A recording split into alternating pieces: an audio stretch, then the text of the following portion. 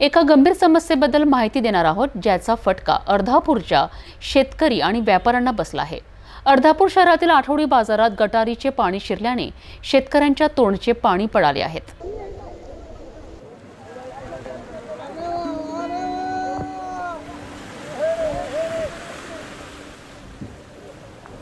अर्धापूर शहरातील आठवडी बाजार हा परिसरातील सर्वात मोठा बाजार म्हणून ओळखला जातो। केवळ अर्धापूरच नव्हे तर आसपासच्या तालुक्यांमधूनही शेतकरी आणि व्यापारी मोठ्या प्रमाणात भाजीपाला विक्रीसाठी येथे येतात। मात्र शुक्रवारी अचानक आलेल्या मुसळधार पावसाने या बाजाराचे चित्रच बदलून टाकले। अवघ्या काही मिनिटातच बाजारात गटारीचे पाणी शिरले आणि पालेभाज्या अक्षरशः गटाराच्या पाण्यात तरंगताना दिसल्यात। कांदा, लसूण, वांगी, मिरच्या, पालक अशा अनेक पालेभाज्या या गटारीच्या पाण्याने भिजून गेल्यात। व्यापाऱ्यांनी मोठ्या आशेने आणलेला माल पाण्यात गेल्याने त्यांचे हजारो रुपयांचे नुकसान झालेत। डोळ्यांसमोर पालेभाज्या खराब होताना पाहून शेतकऱ्यांच्या डोळ्यात पाणी आलेत।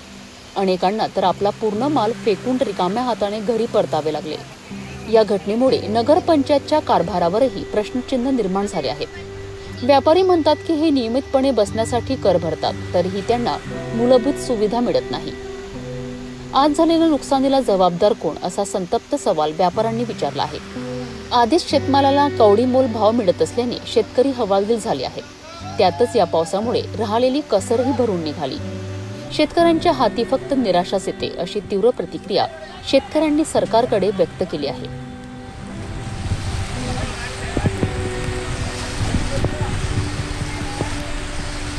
आम्ही मुदखेडून आले, बाजार व्यवसाय करता। आम्ही आलू कांदे विकता।